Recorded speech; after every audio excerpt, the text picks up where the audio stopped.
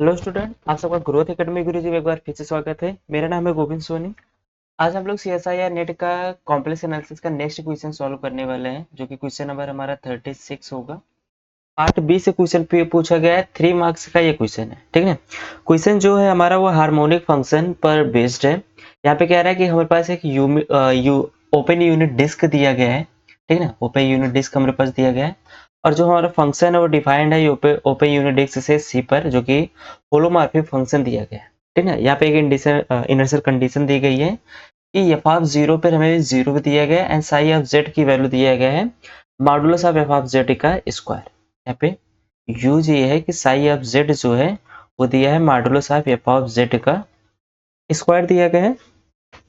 And यहाँ पे एक कंडीशन दी गई है जो कि हमारे पास ये क्या होता है, एक हार्मोनिक फंक्शन टाइप का होता है। ठीक है ना, ये हमारे पास कैसा होता है, एक हार्मोनिक फंक्शन टाइप का होता है जिसकी वैल्यू क्या होती है, इक्वल टू हमारे पास क्या दिया गया है, जीरो दिया गया है। ठीक है, अगर हम लोग लेके चले कि एफ ऑफ जेड जो है वो हमारे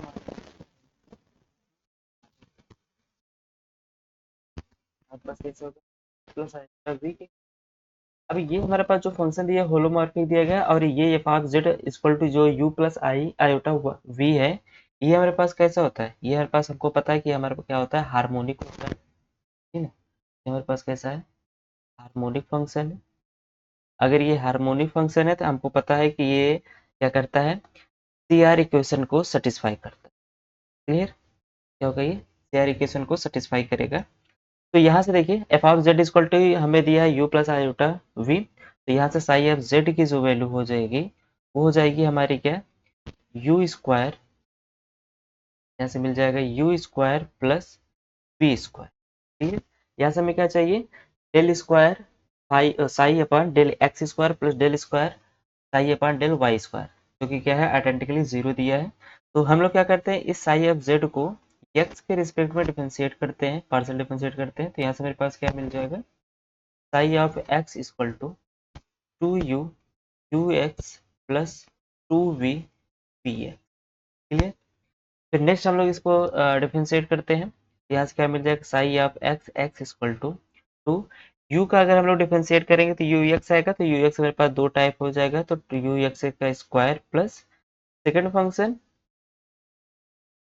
एंड फर्स्ट फंक्शन का हमारे पास क्या हो जाएगा, डिफरेंशिएशन हो जाएगा। तो यहाँ से मेरे पास क्या मिल जाएगा, to x x.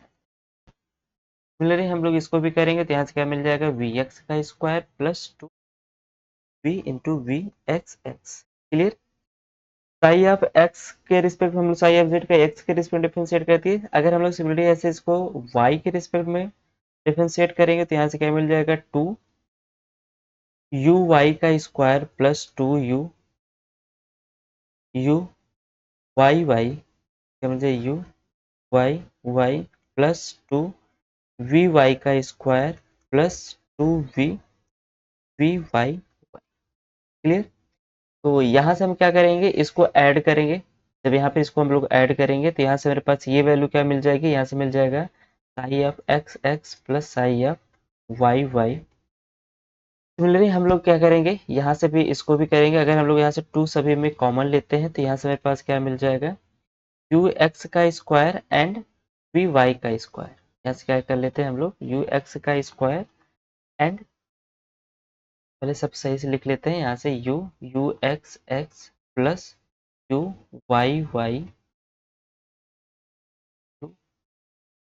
Y y and plus v x का square plus we y square plus v we x x plus we Y Y.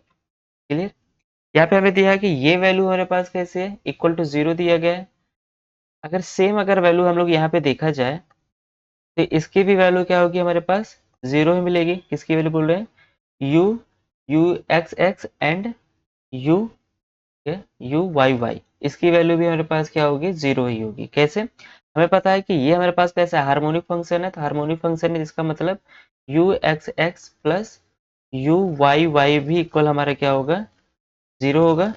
Same ऐसे अगर हम लोग v के बारे में बात किया जाए तो V x x plus we Y Y value भी हमारी क्या होगी, जीरो होगी। तो यहाँ से ये वैल्यू एंड यहाँ से ये और हमारे पास ये वैल्यू यहाँ पे मेरे पास क्या आएगा, v आएगा, ये वैल्यू हमारे पास क्या हो जाएगी, इक्वल टू 0 हो जाएगी। तो सेम ये वैल्यू और ये वैल्यू मेरे पास 0 हो जाएगी। बचेगा मेरे पास ux का स्क्वायर प्लस vx का स्क्वायर प्लस vy का स्क्वायर प्लस यहाँ से मेरे पास क्या मिल जाएगा, एंड ux का स्क्वायर, vx का स्क्वायर, vy का स्क्वायर, एंड आई थिंक हम एक टर्म मिस कर दिए हैं। यहाँ से हमारे पास क्या है, यू वाई का स्क्वायर हम लोग ने लिखे हैं, तो हम लोग लिख लेते हैं यू वाई का स्क्वायर, मिल जाएगा यू वाई का स्क्वायर। क्लियर, ये हमारे पास बचेगा। ठीक है, तो यहाँ से हम लोग एक बार बात बोल सकते हैं, ये हमारे इक्वल टू 0 होगा। यहाँ से हम लोग बोल सकते हैं कि यू एक्स का स्क्वायर एंड वी वाई का स्क्वायर, ये जो होगा हमारे पास कुछ इस टाइप का मिलेगा, modulus of f of Z का square plus same v x and u y, इसकी भी वैल्यू मेरे पास क्या मिल जाएगी, यहाँ से भी मिल जाएगा ये एफ डैश जेड का मॉड का स्क्वायर। तो यहाँ से मेरे पास वैल्यू क्या मिल जाएगी, यहाँ से वैल्यू मिल जाएगी 2, 2 हटा देते हैं, यहाँ से डायरेक्ट लिखते हैं एफ डैश जेड मॉडुलस का स्क्वायर इक्वल टू 0। तो differentiable function of Z equal to 0, and इसका इंटीग्रेट करेंगे तो एफ ऑफ जेड की वैल्यू हमें क्या मिल जाएगी, सम कांस्टेंट है। ठीक है, फिर यहाँ पे हमको ये दिया है कंडीशन कि एफ ऑफ 0 पे वैल्यू मेरे पास 0 दिया गया है, तो यहाँ से c की वैल्यू क्या मिल जाएगी, 0 मिल जाएगी, जिससे हमारे पास क्या बनेगा, F of Z equal to क्या मिल जाएगा, 0 मिल जाएगा। मतलब एफ ऑफ जेड की वैल्यू क्या हो जाएगी, एक कांस्टेंट टर्म हमारे पास हो जाएगी। क्लियर, यहाँ से ये हो जाएगा। नेक्स्ट अगर हम लोग बात किया जाए, यहाँ पर ऑप्शन पे आ जाते हैं। ऑप्शन में हमसे क्या है, फॉल्स के बारे में पूछा गया। फॉल्स में देखिए कह रहा है कि यह can be extended to C as a entire function. हमें पता है कि कांस्टेंट फंक्शन हमारे कैसा होता है, इंटायर फंक्शन होता है, इसलिए ऑप्शन फर्स्ट जो होगा वो हमारा क्या हो जाएगा, ट्रू हो जाएगा। लेकिन हमें क्या चूज करना है, फॉल्स चूज करना है, इसलिए फर्स्ट ऑप्शन डिस्कार्ड कर देते हैं। नेक्स्ट में कह रहा है कि यप must have infinity minus zeros in D. D हमारे पास कैसे दिया है, दिया ओपन यूनिट डिस्क दिया गया, मतलब यहाँ पे डी जो जेड होगा उस जेड की चॉइस हमारे पास कहाँ से आएगी, कॉम्प्लेक्स नंबर से आएगी। क्लियर, तो इसका मतलब जेड की वैल्यू हम लोग जितने भी रखेंगे सब की वैल्यू हमारे पास क्या मिलेगी, 0 मिलेगी। इसका मतलब इसके पास क्या हो जाएगा, have must infinity minus zeros in D. इसका मतलब सेकंड ऑप्शन भी हमारे पास क्या हो जाएगा, ट्रू, इसलिए ये भी फॉल्स हो जाएगा। कह रहा है F is not a polynomial, zero function एक कांस्टेंट फंक्शन है, कांस्टेंट फंक्शन ऑलवेज भी है पॉलिनोमियल फंक्शन, इसलिए ये हमारे पास फॉल्स हो जाएगा, ये ट्रू हो जाएगा।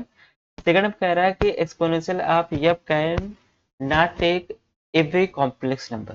कह रहा है कि जो f है इसका एक्सपोनेंशियल कर रहे हैं, तो ये can not take every complex number, that is true. अगर हम लोग इसकी वैल्यू करेंगे तो e की पावर 0 करेंगे तो यहाँ से वैल्यू क्या मिल जाएगी, 1, जो कि हमारे पास ये क्या है, एक रियल नंबर है। ठीक ना, तो जो कि हमारे पास ये कॉम्प्लेक्स नंबर को टेक नहीं कर पाएगी। इसका मतलब ये भी हमारे पास क्या हो जाएगा, ट्रू हो जाएगा, इसलिए ये भी हमारे पास डिस्कार्ड हो जाएगा। तो ओनली हमारे पास third question, third option clear होगा। तो आई होप आप सबको ये क्वेश्चन समझ में आया है, तो प्लीज़ शेयर ज़रूर करिएगा। Okay, thank you so much.